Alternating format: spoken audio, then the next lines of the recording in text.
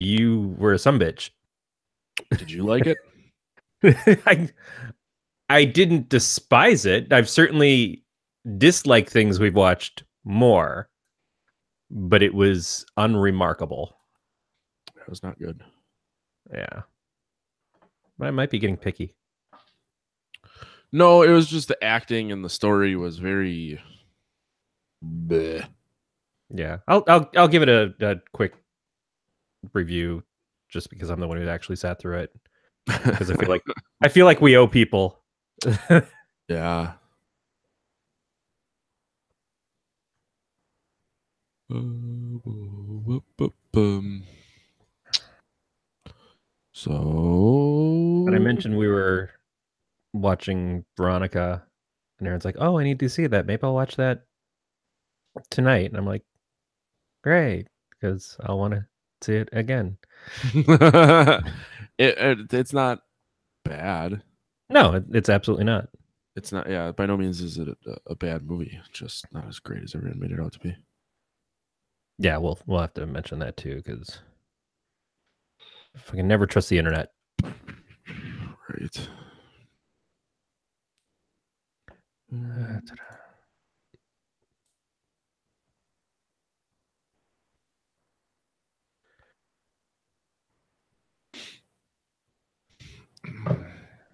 Yeah.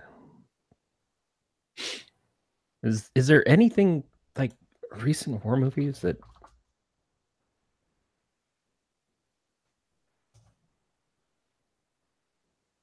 That's what good? No, uh, I want to see Happy Death Day, but I don't know if that's available yet.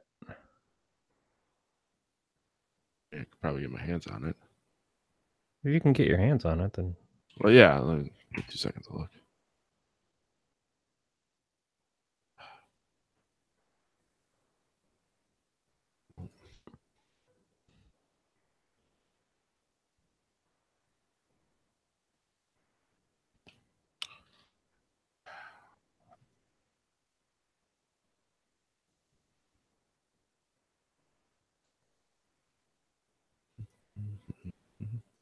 Hmm. That's why.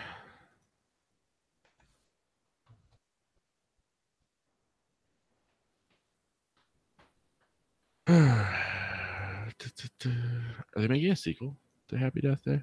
I think I saw something about it. Oh, yeah, Happy Death Day 2, 2019. Hooray.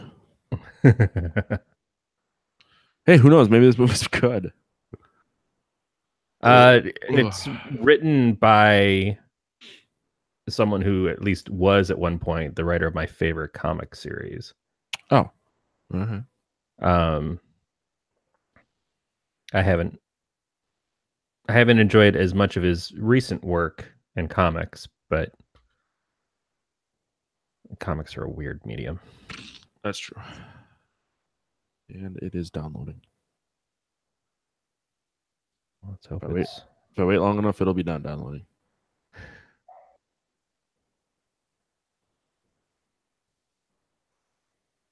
Yeah, we can do that one. I saw Jeepers Creepers 3 came out, but Oh, oof. right. Oh, shitty. Did you see it?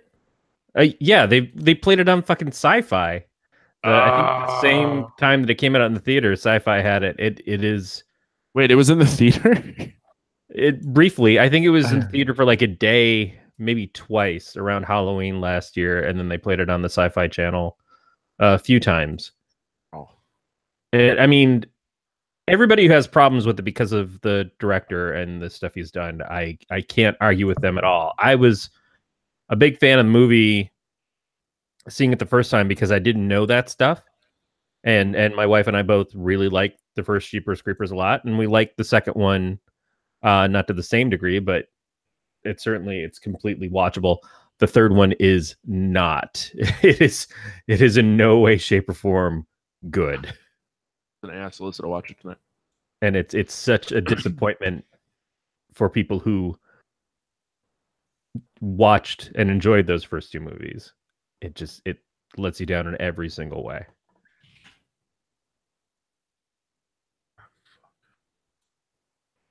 So yes, make Alyssa watch it. Well, if it's not going to be good, I don't want to watch it. It's really not good. Fuck. It's.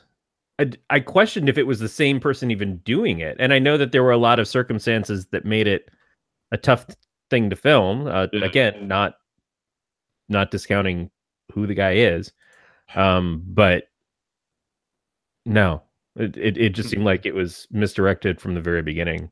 It's a damn shame. As someone who just didn't try. Oh god, there it was.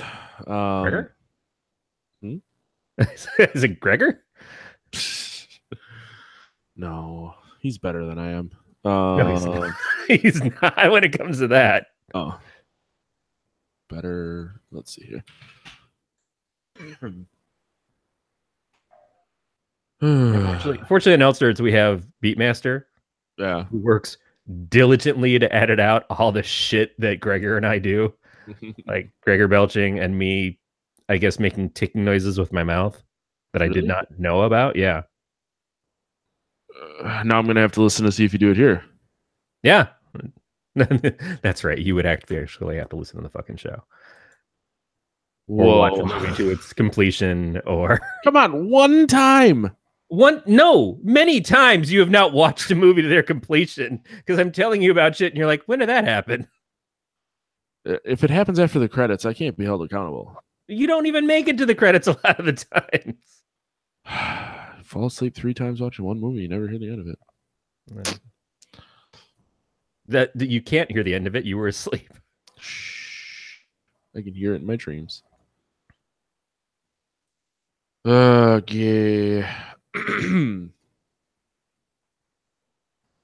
Guess we can skip this. You say so. I say so. You say so. Itch. What are we doing? How do we do the show? I don't even know. Where do we send people for reviews? bit.ly/pot review. Okay. Guess some of that in the notes? Did we put that in the notes? No, we didn't put that in the notes. Oh, you put it in. I don't see it. Yeah, it is. Right in the middle of the outro. Maybe I'm looking at the wrong notes. Are you drunk?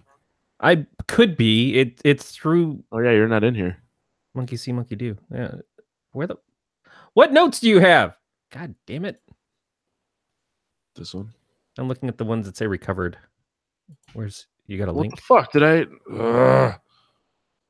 No, you're probably in the right place. And here's I just sent you a link to the one I'm in. We'll see.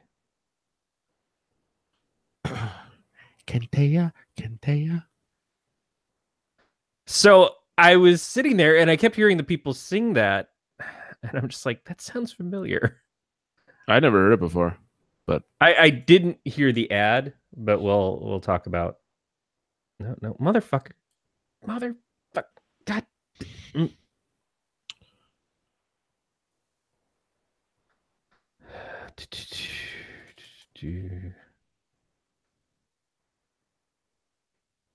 now you're in there.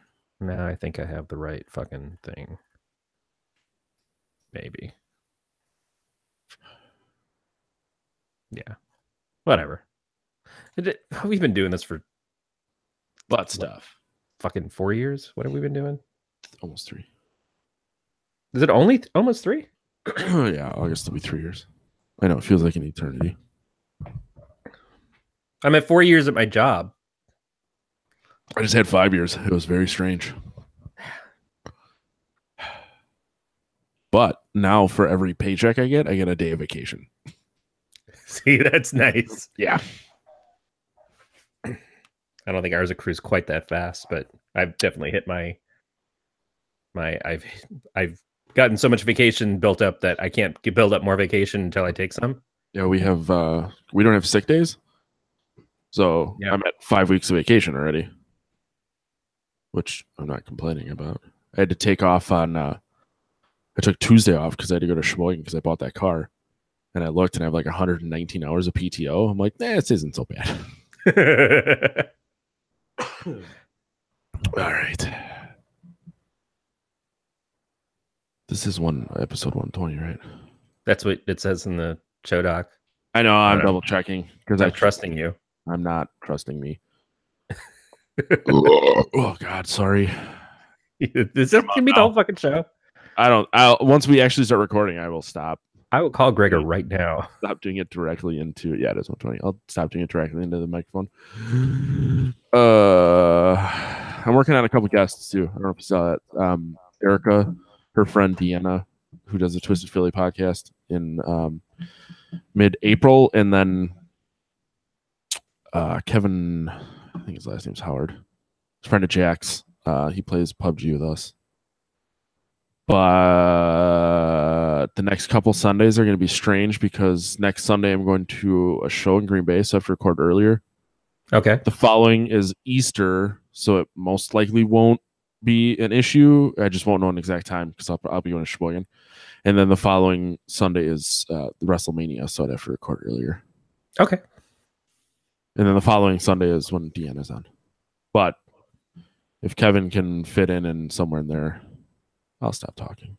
Yeah, and hopefully I don't have any kind of issues if I have to go to Rhode Island. True, too. Yeah. Which I will try to let you know ahead of time. Please do. Yeah. Now I got another fucking show that I got to tell people about. Like, God damn it. Yeah, well, you signed up for it. I know. Why? I'm so tired. I'm just so sleepy. It's great from being tired. Okay. All right. I'm going to actually do this now. Just rip the Band-Aid off. Welcome to episode 120 of the Podcast Hero production of the Galactic Network. I don't remember how to do any of this because it's like 240. No, wait, that's not right. Damn it. I was going to make a PoT joke and I couldn't do it. Oh, 420. I see what you did there, old man. I can't math. It's Sunday. For more on this podcast, including show notes, contact information, subscription links, go to gncast.com/pot. I'm your host, Matt Stein. With me, as always, is Corey Frizzle Nuts Scott.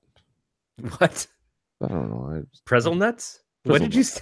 Frizzle Nuts. I got tired halfway through, right? Yeah, we're gonna do really great. Hey guys, you might have noticed that there was no PoT for the last couple of weeks. Or you were on the PoT and you've been there for the last 2 weeks. Flew by.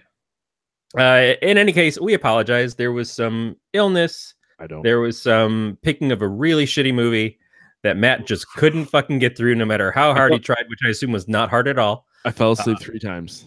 Yeah. And usually one is a grace period. After that, I'll make sure I stay awake. Couldn't do it. Welcome to Willits. More like welcome to shit. For anybody who wants a review of Welcome to Willits, here we go. First, there was Matt's score. I think it's just going to be a poop emoji in the doc. And let's see. Welcome Willits. It was a movie about a couple who live on a farm, make meth.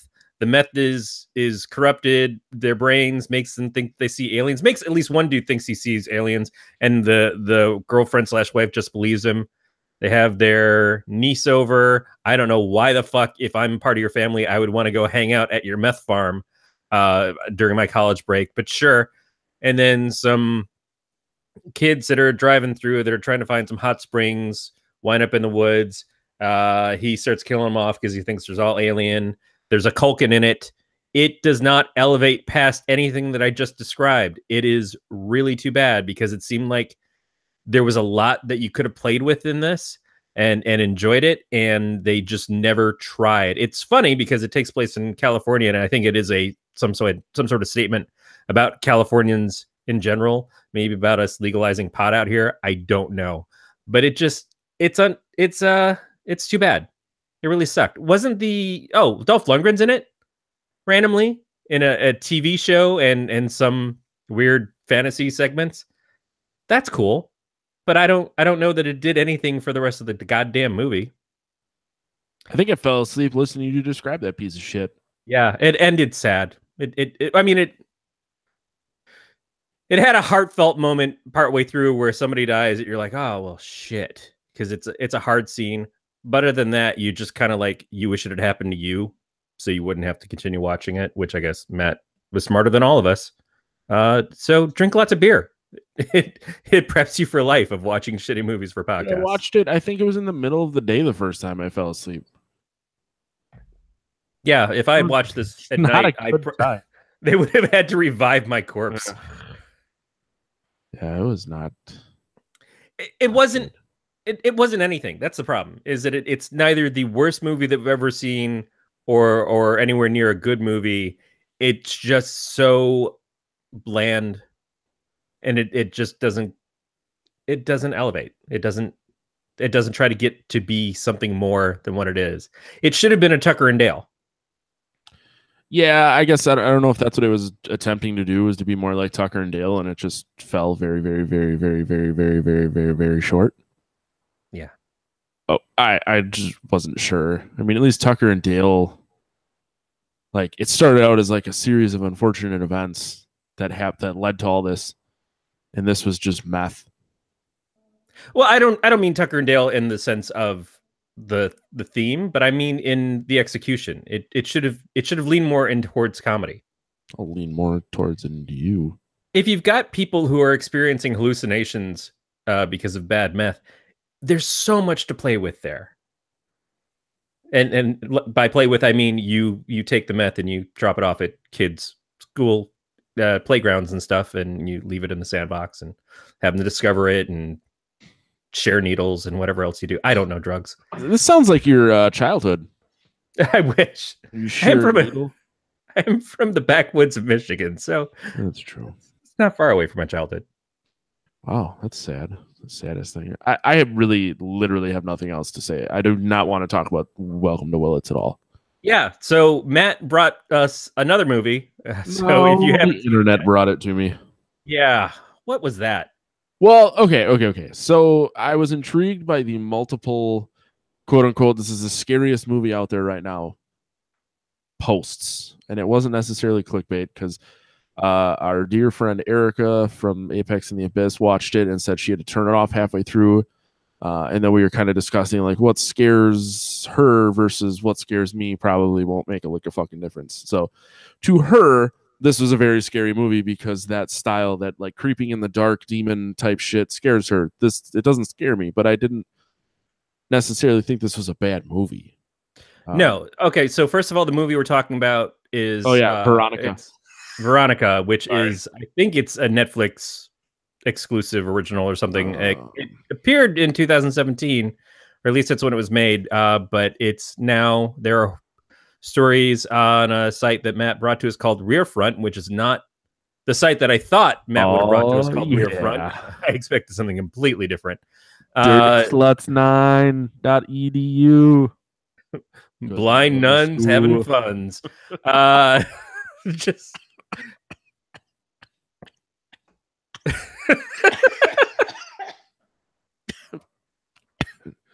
Corey almost killed me. I killed Stein. Yeah, we've got the article that says that, like, I guess happened to Erica, that people are watching this, getting too freaked out and turning it off. Maybe it depends on when. Maybe it depends on what your fear. I did watch this at like 8:30 in the morning. Yeah, I watched it at about 10 this morning. Yeah. And there's certainly things in it that are good. To me, it's like a Paranormal Activity, except interesting, and not done as found footage, which is, thank God for that. But yes. It's well acted. What I didn't expect going in was that it was subtitled. That was the scariest part, because I can't read. Right. Exactly. Matt has to stay awake to watch a movie about people doing drugs, which is kind of like how he spends his weekends anyways. Yep. But this is something that he didn't have to fight off. He just had to have Alyssa in the room next to him saying, no, the word sounded out. We had to pause each time new words came on the screen. First, annual. This would just make the most interesting Sesame Street segment ever. There wasn't, I guess there was some naughty language. But this is supposed to be based on a true story. Yeah. And from 1991, which, the 90s were... The 90s were a strange time. They absolutely were. There were toes and butts. It was very odd. No toes and butts today. Oh. You're welcome, children. Someday they'll know. Yeah. But yeah, I guess we should just kind of take into account that if the internet says something is super scary, it's probably not. But I would have listened to Erica. Had I known that she was the one who recommended this for those reasons, I would have. Well, I still didn't find it scary. I'm not going to lie. But well, and that's the thing. Like, how many times do you see? I mean, clickbait is a thing, and fake news, as much as I hate to say it. I wish Dan was here to do some trumping, but it's really difficult to understand. Like when you see a headline or a website or a news article that talks about how this is the scariest movie ever, this movie will make you piss your pants. Like I just inherently assume that they're lying. Well, the amount of stories that we had to do on Weird World Weekly, rest in peace, Weird World Weekly. With we should know. We should know. You don't trust the fucking internet. You don't trust you go to the dark web. The dark web will tell you about the stuff that'll scare you shitless. Hey, they made video games about like, okay, so I have this I own the game. It was like $1. It's called Welcome to the Game, and all you do is try to find like a red room on the darknet. Well, like making sure that people aren't trying. They like someone is trying to break into your apartment and kill you the whole time too. So if you see like a shadow, you have to like turn your computer off and the lights off. It's a very fucking strange game. But yeah. My friend from work is just now watching the first season of Mr. Robot, and I think he was 4 episodes in when he was telling me about it. And I'm like, oh shit, I envy you that journey. Like I didn't make it past season 1 yet. I loved season 1, and I'm almost afraid that I'm going to ruin it by going seasons 2 and 3. It goes downhill, in my opinion. Yeah, I heard that Alf shows up, so that's cool.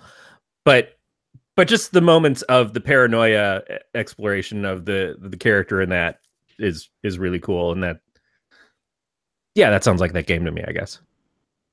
Yeah. But I guess the going a little off topic, but when you go on the dark web, it's like you get like a feeling of doing something bad because you're on the dark web.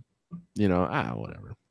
No, that's what my wife does. My wife sits there and she's like, so today I found out dicks. Well, she draws dicks for recreational reasons. For the dark web? Probably. Yeah, she says to me, this is a year or so ago, she's like, so I found out about something called the dark web. I'm like, oh, motherfucker. Yep, and she's like, so I had to go look. I'm like, God damn it, not on my fucking network, you don't. This is why she's not allowed to use my computer. Did she use Tor? No, she doesn't know this shit. That's my point. I mean, I guess like the real dark shit, like you have to use Tor for. You can't get to it on Chrome or Firefox. Yeah. So you at least have that buffer. Like she can't find the real bad stuff. No, but the stuff that she's going to start searching for is going to leave her so fucking exposed to everything that I'm just like, God damn it. That's why we can't have a Nest doorbell. This is why we can't automate our fucking shit in this house. Change all my fucking encryption passwords and LastPass login. Fuck. Oh, fuck Corey. Yeah. Fuck me in the donut hole. Anyway, Veronica. Yes. You want to talk about the the movie itself? Yeah, of course. I just let you do you're better at recapping things. My brain's very scattered. All right. The movie opens with the scene of cops going into a home. It's all dark, and obviously there's something shitty that's going on there. We don't get a good sense of it. We hear a girl screaming, and then we see a girl's face, and it looks like the girl is screaming, but it actually is. She's yawning. It's the day. They show us the date, and it's probably a few days before whatever this thing actually happens is. So the girl is Veronica. She's 15 years old, living with her mother, who works, I think, just like highly extensive hours at a bar/restaurant. Being a bitch. Well, terrible parenting. Not an easy life. Her husband has recently passed away, so she's kind of locked off her feelings from that. She's working all the time, trying to take care of her 4 kids, living in what is essentially an apartment building that weirdly modeled, but kind of neat. And the Veronica has to basically take care of her twin sisters who are, I'm going to say, around 10 or so, and her younger brother Antonito, who is closer to like 5 or 6, I think. And gets him off to school, does all this stuff and everything because the mom just can't be involved as much as she would probably be if she didn't have to work so much. The day starts with one of the sisters saying that they have to bring in negatives to school because they look through the negatives to look at the eclipse that's happening. Veronica and her friend have decided to take that time to go down in the basement of the school and utilize a Ouija board to contact the dead. Veronica wants to talk to her dead dad. Her friend invites another girl along who is a bitch. And that girl wants to contact her dead boyfriend, who she seems so broken up over later when she makes out with another guy who rides a motorcycle because you got a type and your type is going to die, you fucking dumbass. So, first of all, Ouija boards. You ever use one? Yeah. And was it who is it? Is it Parker Brothers in America or Milton Bradley? Then it's Milton Bradley. Yeah. But yeah, it's like a mass-produced thing. So it is in America. Yes. That's the thing. They've been accessible to kids for as long as we can remember. They won't be as accessible now. Rest in peace, Toys R Us. But they were for the longest time just an easy thing that you could walk into a fucking store and buy yourself a Ouija board and Mousetrap and Scrabble, because that's what you do. And when you lose pieces from one, you insult them from the other. It's fine. I found it funny that you ripped in peace Toys R Us, but you can go on Amazon and get one. Podcastterror.amazon or Amazon.podcastterror.com. But kids could go buy their own Ouija boards. You could collect up $8 in the 80s and go buy a Ouija board at Toys R Us without your parents knowing. Well, now it's $23.98. Hopefully someone's listening to this on a speaker at home. Alexa, order classic Ouija board game. You're such a dick. Confirmed. Yeah, I'm sure there's an app. I've allowed that to actually order them a Ouija board. Right. Do you think there's a Ouija board app for tablets? I'm looking. Yeah, you should. I left my phone in the other room. But that was the thing. Is like if you are someone who really thinks that the Ouija board stuff is real, and as a kid in the 80s, my friends sure did, then you are someone who is not going to ask your parents to buy you one, or they just won't if they think it's real. And so you have to go get one on your own. But it's weird because, again, you're going to a place where you're also getting Barbies and He-Man figures and Satan boards. Yeah. There's 2 Ouija apps. For us, it was always, so I went to private schools through high school. So having a Ouija board and the use of a Ouija board was as like rebellious as it was curiosity. Right. Granted, we didn't light candles and shit the one time I did it, but we just kind of all fucked with each other. We're like, I remember one of the guys started acting possessed and would just do dumb shit. I was probably like a sophomore in high school, so yeah, we weren't keen to drinking yet. That's the point. You're a kid. Things that you're not allowed to do. The list of them. You can't have porn. Porn is accessible at stores, but not to you. You go in and try to buy porn in a store, unless it's like someone who just really doesn't give a shit. You're not going to be able to get it. You buy booze. In the 80s, we could definitely buy cigarettes as kids. Like, I moved into my new neighborhood. I was 12, and the 10-year-old girl across the street who smoked sent me down to the store to get her cigarettes all the time. That's maybe the one thing, and that cleared up really fast. But Ouija boards were accessible. I think that's kind of funny because they don't mean anything, because they're not really shit. But to kids, it was like that one taboo that you could easily get a hold of. You just had to kind of plot around to do it. Mm-hmm. And I don't know. So the girls don't have a Milton Bradley Ouija board. They have one that is looks more authentic. Obviously, they're in a different country. It doesn't look like it's got American text on it, and they use a glass. They use a glass for the pointer on it instead of the thing they usually use, which I should know the name of it. I can't believe I don't. Oh boy! And So they're down there in the basement. Oh, They it's a planchette. Planchette, that's right. So they're down in their basement during the eclipse. They're trying to contact Veronica's father because the girl whose boyfriend she was going to try to contact, she didn't bring anything personal that related to him, and that was part of the thing. There are certain rules that they invoke in this. It's more powerful or more likely to happen if they have an odd number of people instead of just the two that it was supposed to be. They have to close their eyes. It will make things can make contact happen faster. That kind of stuff. The personal item. They find out more rules down the road from Veronica's books of the occult she's reading. That's another thing. I could buy occult books left and right at the fucking B. Dalton when I was a kid. Yep. And I did. But my parents were very encouraging. Because you're a very good bad boy. Yeah, that's exactly how I was looked at. Got a lot of no, I got nothing. Right, sorry. So the ritual happens, the eclipse happens, Veronica gets really fucking like possessed or shit. The glass that she's touching and moving around and like the other girls are taking their hands away breaks, and she like starts having a seizure on the floor essentially and blacks out. That's how I want to go. Yeah. In a world of old nuns and way too young for you schoolgirls, passed out on the floor in the basement. I feel like the last one is actually going to honestly happen. You're going to go downstairs for that last can of Spam that you got, and you're just going to have it. You're just going to go. You're going to have a grabber, and you're done. Your dogs are going to be nested into you. Hey, man. I love my dogs. Yeah. And they will love you. Take time away from my dogs to deal with your bullshit, so hurry it up. All right.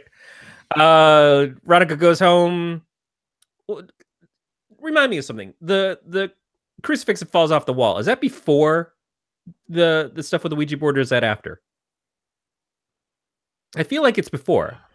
Shit. I want to say it's after.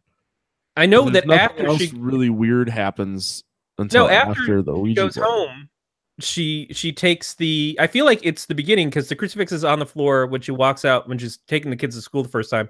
After she comes home from school after the Ouija board incident, she tries to put her backpack up on a top shelf, and the backpack keeps flying off and falling on the floor. And then she has to hide it under her bed, and all these other weird things happen. But I feel like the crucifix is before, so that there's a couple of plot holes like that I have. But I wouldn't necessarily go with plot holes, because there obviously had to be something that led to a point where she wanted to use a Ouija board besides the fact that her dad's dead. So her dad could have passed away, and then weird things started happening, i.e. a crucifix falling off the wall. Other shit like that, which made her want to try to use a Ouija board to talk to her dad. So it's not necessarily saying that it happening before them using a Ouija board is a plot hole as much as it maybe is just...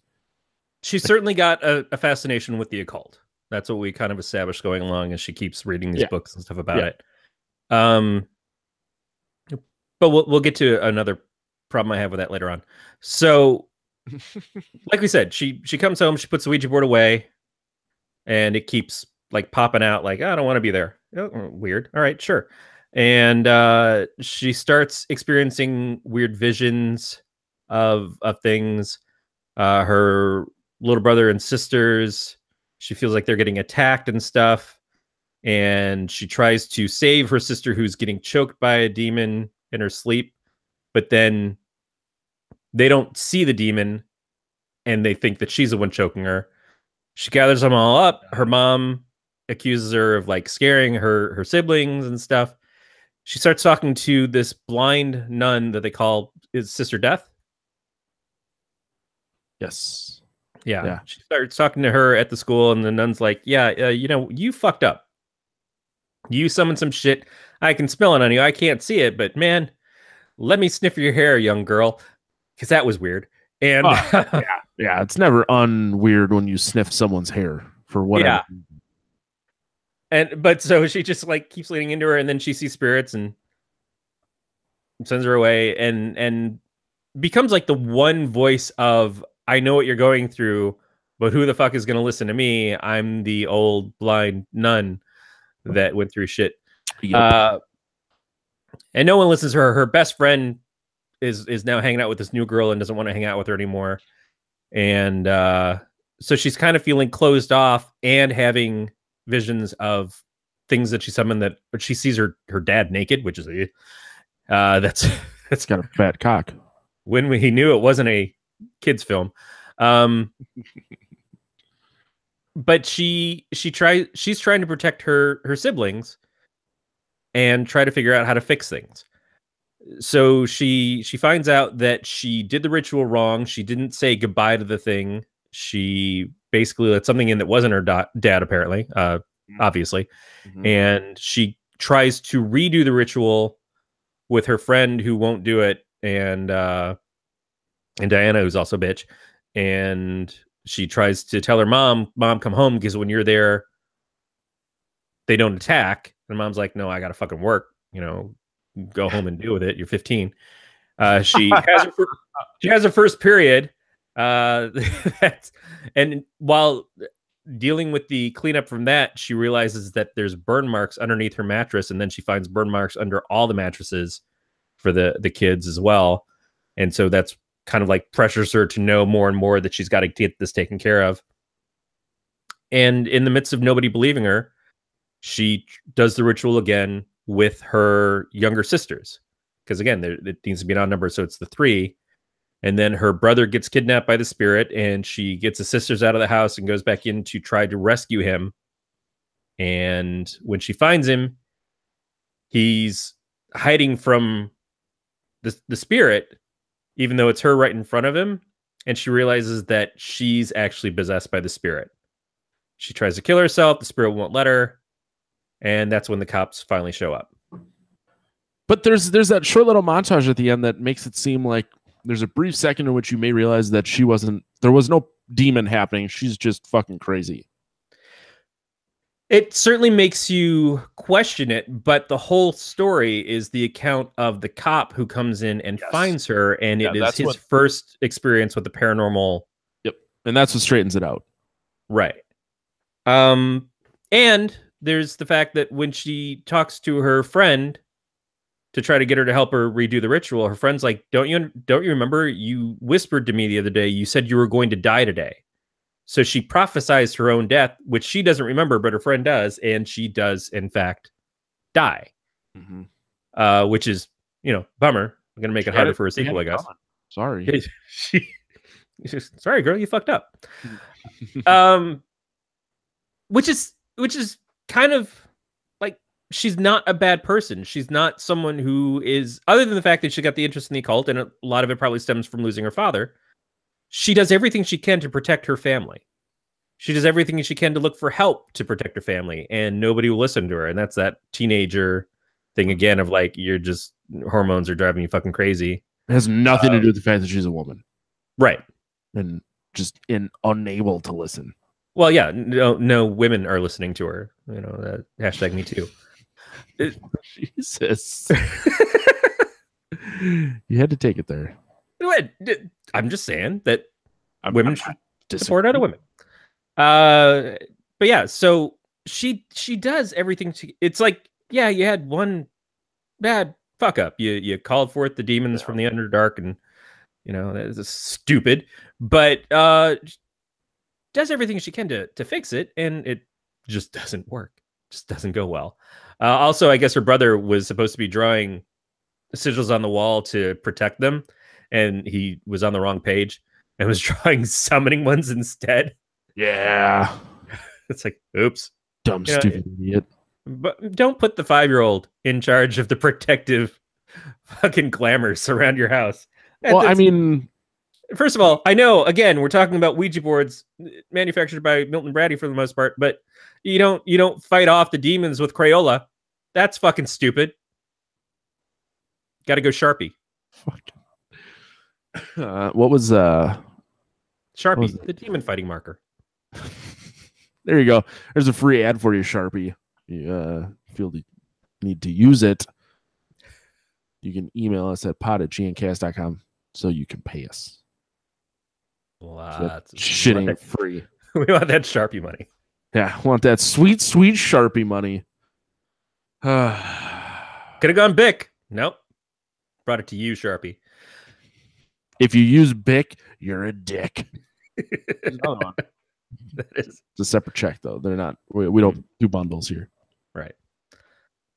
I don't know. What do you think? I don't know. I think I gotta pee. Yeah, of course you do. So there's the moment where she's talking to the Sister Death, and she's like, I tried to use crucifixes, they don't help, and Sister Death's like, yeah, don't bring God into this. God has nothing to do with this. So that again makes me think that the stuff with the crucifix at the beginning, which is happening on its own, doesn't make a lot of sense. They keep trying to utilize that. It all seems like religion, as much as you say it doesn't help, it seems like it's somewhat involved. I don't know for sure, but that seemed like a red herring from the nun. Yeah. I don't know. There were some really good scenes as far as filming. Like the scene of her waking up with the screaming was kind of like a little bit of a good transition. But there was the one where she's having the nightmares and she wakes up out of bed and she just kind of like, instead of standing up from the bed, she just kind of like walks forward and is walking through the rest of the room. And then the transition where she's walking towards, I guess, to the restaurant to get her siblings and stuff. And everything around her is going backwards or in different directions than what it should. And she walks past herself and she tries to turn her head and it's looking away. And then she turns her head back towards the camera and it starts turning towards her. Like some really interesting visually filmed things that show that there's some care in the direction of this that I was impressed with. Yeah, we kind of talked about this before we started recording. Like, there's it feels a little too familiar to be that great, but they did a lot of really interesting things. I liked the amount of screen time that the demon gets, instead of it just being like a shadow that you see passing in light behind a wall. They actually give it a face, and I enjoyed that a lot. Yeah, it's not a lot of random things, although the way that they utilized it was really good. The part where she's running through the apartment and everything is coming off the walls as she's going through it was really well done too. Like things just kind of pictures and stuff popping off in time. That was well done. Right. But you're right. The fact of the apparition is something that we can identify very quickly. Like even if you look at it in was it Insidious or was the one that was kind of like, yeah, the Insidious was kind of like this. Yeah, like, there was like a ripoff of Poltergeist, and then they did the new Poltergeist remake, and it was a ripoff of that. Yep. Yeah, Insidious had like too many different fucking things that were supposed to be the spirit or whatever. It's like sometimes it looks like some weird Zulu voodoo doctor thing, and sometimes it just looks like random dead naked people. It was just or a little kid standing in the corner, all these things and stuff that just didn't make sense. It was like, so I guess it wasn't supposed to be one spirit, but in this, it was legitimately the one thing that was doing it. Yeah. That was like an old man rant, in my opinion. Yeah, and that's all I got left of me, man. You're tired now? Need a little nap? It's Sunday. A little nap. I get up in the morning to do this show so I can go back to sleep until my wife gets home from work. Yeah, it only takes you a day and a half to respond to me. Yeah. Well, you know what? Fucking don't trust the internet. What did we say? It's a really good point. It's not like I have your phone number. I don't know why I rely on the internet to contact you. What did you think overall of the acting and stuff in this? Because I was really impressed. Yeah. I mean, the way I'd scale a movie is if the acting is really cheesy and I hate it, I hate it. If the acting is fine and it doesn't bother me, then I don't even think about it. Yeah. Like, I just assume that you as an actor should do a job that makes me feel compelled to believe what you're doing. For having the focus of this movie mostly be about people under 16, which I think the girl who played Veronica was maybe about 15 or 16 when this filmed. She was age appropriate towards the role. And her kid sisters and brother, they were great. They all did fantastic job in this, and all the dialogue between them was very believable, and it involved you in their story. The argument of the sisters, and especially like, I'm not your little sister, I'm your middle sister, because I came out first before my twin did. The little brother, and how he's constantly like, he's singing this advertisement song, which we don't know. Kentaya. Yeah. And it actually comes back into the movie later on, but just the stuff that they do in there to kind of like give you a sense of connection to them as to who they are and stuff is really good. And I think they were tremendous. I don't know if any of these people have been in anything else. Apparently the mother, who plays Anna, played that same character in another movie in 1976 when she was a little girl, which sounds like a pretty fucking tragic movie itself, but isn't supernatural. Yeah. But so this is considered an unofficial sequel to that. But she's not really a big part of this. So unless you are someone who knows this other film, which I guess is famous, now look back on, like, I had no clue. I wouldn't have picked up on any of that. But the amount of stuff that they put on these kids, they held this movie really well. And I think that's good. That's a good sign for what this is. Because if you can't buy into it, the kids acting and stuff, it's like, we all love Pet Sematary, but the kid who played Gage wasn't that fucking great. He's fine. No, but it's also the 70s. Pet Sematary? Yeah. Mid 80s. Is it? Yeah. Are you sure? I'm pretty sure.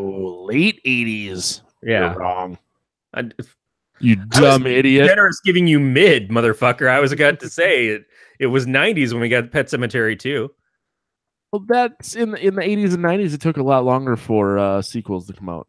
Motherfucker, I've got goddamn Superman 4 on Sci-Fi, the other room. Wow. It was 1987. Wow. What? I don't know. First Superman was 1978. So 4 movies in that span of years isn't too bad. Supergirl in there too. Didn't James Bond movies come out like every 6 months too? Oh, it seemed like for a while they sure as hell did. That's the Brits. They gotta get out and do shit, because otherwise they gotta go home and eat their fucking ass food. I'd like to eat ass. So that Kentaya video, like, I know they play the commercial at some point, but every time they sing the song, I'm like, why do I have "To Do Run Run" by fucking the guy from Hardy Boys stuck in my head? Oof. And it turns out, first of all, Sean Cassidy is not the original of the singer of "To Do Run Run," but it's actually the commercial ad is to Do Run Run, which, god damn it, I don't really want that stuck in my head for the next 2 months, but I know it's going to be there. But I like that too. I like the fact that they reference something as weird as this commercial that was, I guess, time appropriate for when they were supposed to be filming it in 1991. Right. And it adds this flavor to the movie. I think that all the little touches are what give this weight that it otherwise really wouldn't have. And the fact that the questions at the end are, did this happen? Did this not happen? I feel like it's not as questionable as what you made it sound like. I think for the viewer, we all know that it did. And certainly that's what the cops believed. 2 of the cops, after seeing this happen, were sick for weeks, couldn't go back to work. And the main guy, I guess, like, quit eventually, like, stopped being a cop because of it. Stopped policing? Yes. Yeah, I mean, yeah. It's really hard to, like, understand how I would react if I walked into a room and saw what they portrayed on screen. Like, if I saw that and that was a real thing that was happening in front of me. Someone standing in the middle of the room with their back arched, and they basically should be falling over, but they're not. Yep. And they're just sort of screaming out their whatever oxygen they have in their lungs. Mm-hmm. And it looks like someone is deep throating them. You. Yeah. Yeah, it would be hard to explain. Although I've had a couple of times when I've had Wendy's chili and I felt like that. So you had to arch back and just really give her hell. I should be falling over, but I'm not. Yeah, 10 minutes of this and then I'm gonna Ralph. No, what about the music? The every time she put on her headphones, there was one song that played a couple of times, but I feel like that song when she'd stare into her ceiling and does the countdown was just so on the nose. Like I don't know if that band had actually, if that song existed and they made that scene around it or what, but it was. I don't know Spanish, so I don't know if like by you listening to this you were able to tell what was being sung. When I was watching it on Netflix, it played the lyrics on the screen. They did. Okay, I just didn't read those. Yeah. I'm watching a movie where I don't understand the language, but it's not important to me to read what's actually up on the screen. No, I read about a third of the subtitles. I got the gist. You are the person who would summon the demon into your body. I get the technical shit down, I think. I read the first two sentences of the giant paragraph. Did I really need to read the end? You're fucking Ash in Army of Darkness. I really am. I like that. I was watching the newest Army of Darkness episode when I was laying in bed this morning, and my wife goes, "Is this some fucking Charmed knockoff?" And I almost hit her, and I'm like, "Bitch, Evil Dead was around before Charmed." God, I hate my wife. That's so great, though. I know. She just got up and walked away. Didn't even get to explain it to her. Anyways. Yeah, I don't know. I don't know what else we can really say about it. I think that this was a quality movie. Yeah, it's not the scary ass movie that to us, and then I'm not trying to say that I'm more sophisticated as a horror watcher, because I'm not. I get scared. There's shit that will absolutely fucking petrify me, but this wasn't it for me. Most ghost stuff doesn't really work that way, in my opinion. But as far as watching a movie with demon summoning possession shit, this is one of the better ones that I can think of. Oh yeah. I definitely liked the movie. I did not dislike it. I didn't think it was as scary as the internet told me it would be, but that's neither here nor there. It did a lot of things right. I don't want to see a sequel. And that has nothing to do with the characters or anything. I just don't think that there's a need for it. Well, if they do it, it should be 40 years later, like the unofficial sequel that this is to that other movie that had nothing to do with it. That's true. We could watch the unofficial not sequel if you want. I don't think that's a horror movie. It's probably not good either. I was kidding. That was not a good joke. I never know with you, man. What are you drinking? You didn't even said. Beer. Just regular beer? It's pretty good. You just went Schlitz this week? You just went made me very genuine draft? I did a beer trade after I got home from Ohio. I got a bunch of stuff from Aslan. This one's called Wax Off. See? Oh, God. Wax Off. I had Wax On yesterday. It's a coffee and cocoa nib IPA. That's how you know that you've gone completely batshit crazy, but still classy drinking an IPA. So Wax On, is it also what is the Wax On was coconut, and this is coffee and cocoa nibs. So is it like the morning after beer? Probably. I gotta look what else is in there. Was another flavor going on in there. I had one before that too, but it took us so long to get to this point that it's long gone. Wax Legs? Wax Legs? No, it's called The Implication. Oh, okay. It doesn't tell me. It just says The Implication.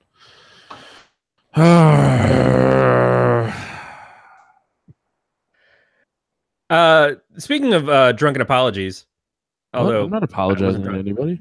I know neither of us are, but I am going to apologize for something, or actually, I'm going to call you motherfuckers out. Anal hemorrhoids. Woo, yes, close.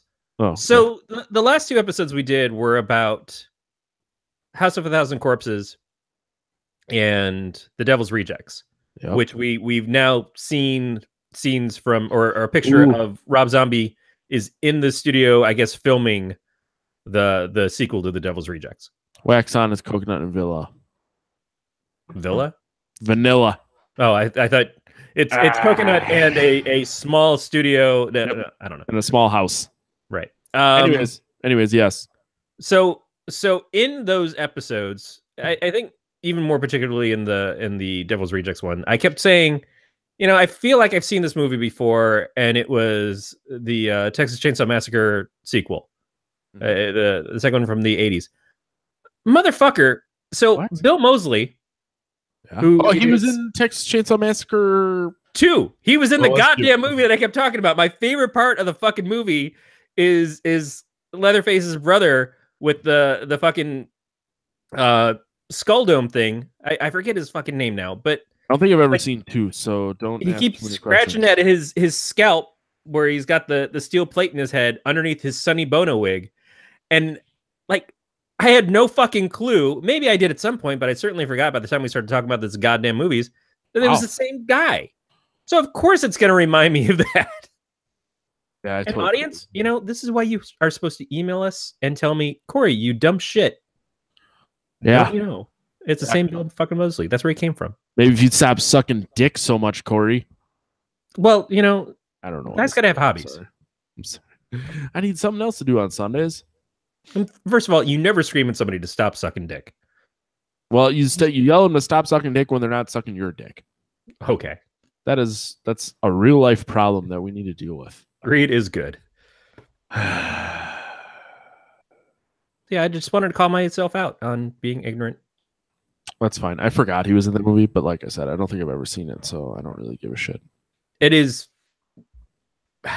closest to these, first of all, and it's probably my favorite since it was also my first, but I feel like it's, to me, the most aesthetically close to what I like out of the various fucking Texas Chainsaw Massacre movies.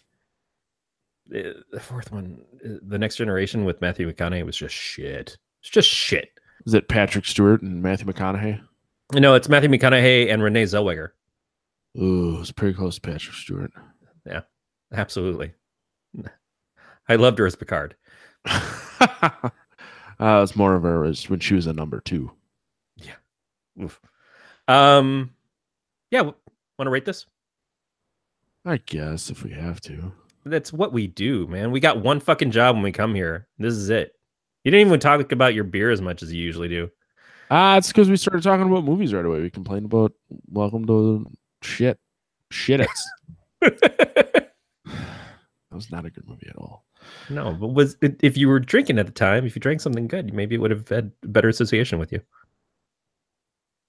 Oh, nope, not at all. No. Anywho, what do you want to give this movie? I'm going to actually give it a 4. I think it was a solid movie, even for not being scary, for being misled by pseudo BuzzFeed, whatever these fuckers are. Yeah. Rear Front. Still, that is not a goddamn name that you call your site and have it be movies scary on the internet. I mean, I expect a lot of movies on a Rear Front site to scare me, but again, not this. This is wrong context. Hey-oh. I'm gonna give it a 3. It's a good movie, but it's not great. I definitely won't feel bad when my wife has this on and I walk in and like, oh, man, I gotta fucking watch this again. Like, right. No, it's all right. I'm okay. The only thing that sucks is that you have to pay attention. You cannot have it on in the background because of the subtitles, which not really. Or you could grow past your fucking American bullshit and embrace other cultures and learn another fucking language. If I was to learn another language fully, it would be German because of my heritage. No, because the beer. You can fucking say it. You can say it would be German because then I could scream for German beer at everybody and they would be so afraid of me that they would just hand me kegs. I like to lift heavy things too, so I'd be carrying around a keg of beer. I'm getting drunk. I'm lifting. I'm yelling in German. This is a win-win-win-win. If you think funny things in German, like if you think people talking in German is funny, you need to watch German with Flula. You have no idea who Flula Borg is. No. Oh, Flula, is that the German YouTube guy? Yeah, he did the He was in one of the Pitch Perfect movies. Oh, he was? Okay. Not something I'd see because I'm straight, but thanks for I fucking know that it's on your goddamn Plex, but I haven't seen. I have a wife. I've only seen the first one. But it's such a good movie. I'm more than happy to see the second and third one at some point. I just haven't yet. Yeah, I'm sure they're fine and they're funny. But I did not know he was in one of those. I found him because he did a video about YOLO. And he was talking about, like, what if you're a cat and you have 9 lives? Is it YOLT? You only live 9 times? Then you eat this crazy, crazy expired cat food because you're lit. Because it died and you only live 8 times. But yeah, it's hold on. Should have got this ready a little earlier, but it is, the middle of the day and I've been drinking. Wait. German? Where's the German? Just wait for it. Here we go. Hello. Deutsch. German with Lula. Yeah, you're welcome for that. God damn it. Remember when he used to do the fucking siren sounds and stuff in the middle of it? Don't ever fucking do that again. You're like, I'm gonna do it right this second. If I haven't already blown out your eardrums, if you're listening to this podcast with earbuds on, fuck you. We're gonna try it again. People have complained because we've lost the party horn sound, so fuck you, Corey. I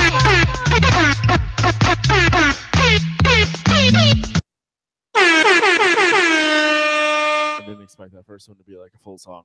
Yeah, I didn't know that it was going to be your fucking party horns with the band Delight. What the shit was that? What are you pulling up on your computer, Matt? Pornography. Groove is in the heart.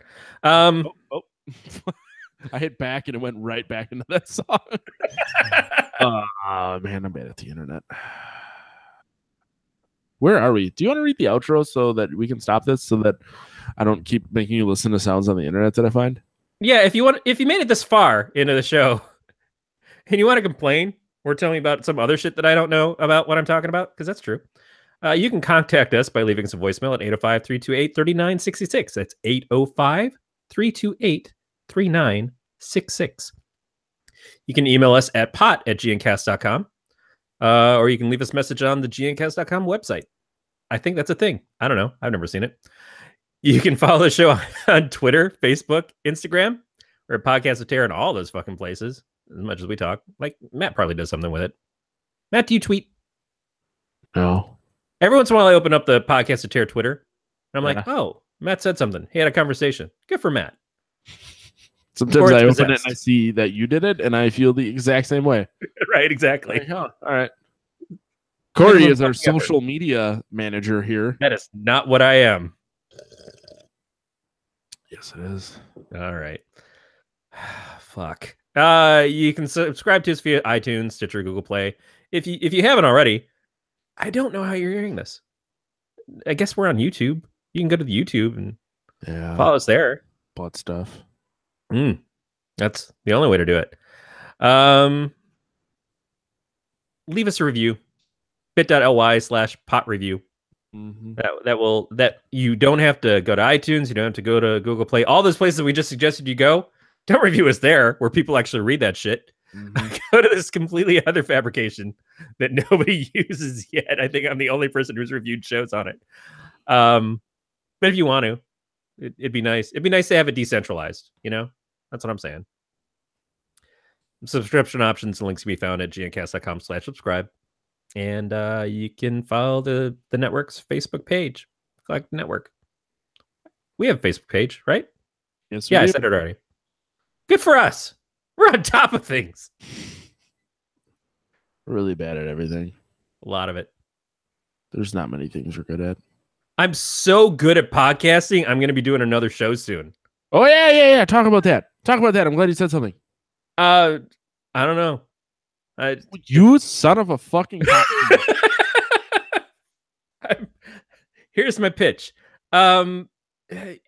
Corey, we already don't listen to your Elstern show. Yep. And we barely pay attention to this one because how can you?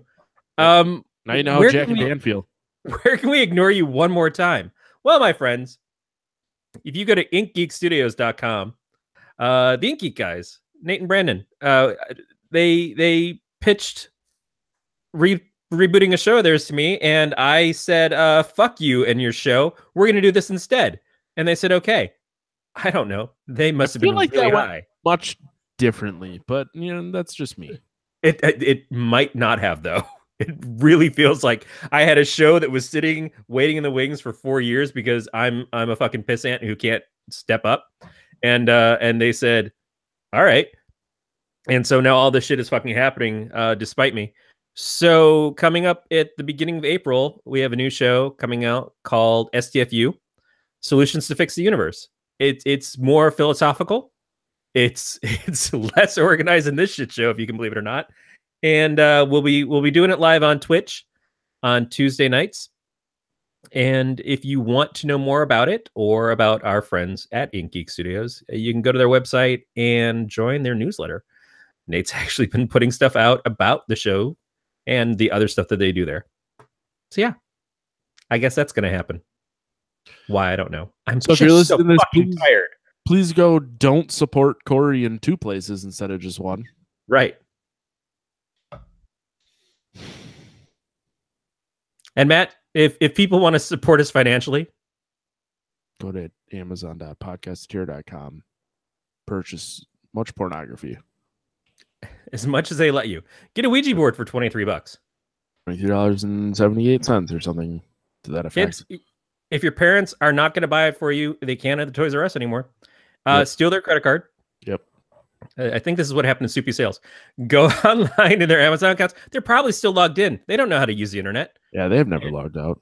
Just or scream at the Alexa like Matt told you to earlier. Mm-hmm. Purchase 1 pallet of dildos and a 55-gallon drum of KY jelly. Put it on the podcast tier Amazon. 50 gallons, but what am I going to do for the rest of the weekend? That'll get me through Friday night. What am I supposed to do for Saturday and Sunday? Sit on ice because your life is out of fucking control. I thought you meant Bud Ice. The tastiest of shitty 90s beers. Hey, so do you know how they make ice? How they make beer ice? No. So what they do is they brew the beer, they freeze the beer, and when it freezes, all of the water is on the outside of the giant ass ice cube, and then they shave it off. So there's just less water content in the beer, which gives it a higher alcohol content. Then how is that ice? Because the water is really what ice is. Oh my god. It's not because it's oh my god, it's a play on words. You idiot. I remember drinking Bud Ice in the 90s, and it just tasted like really fucking watered down cold shit piss. It's because you were drinking Bud Ice. Yeah. Oh. Or Bud Dry. I don't know how that why okay, we should have a segment called Google Corner. Why is Bud Dry? Listening to Matt Tight. Dry. Trying to work the internet.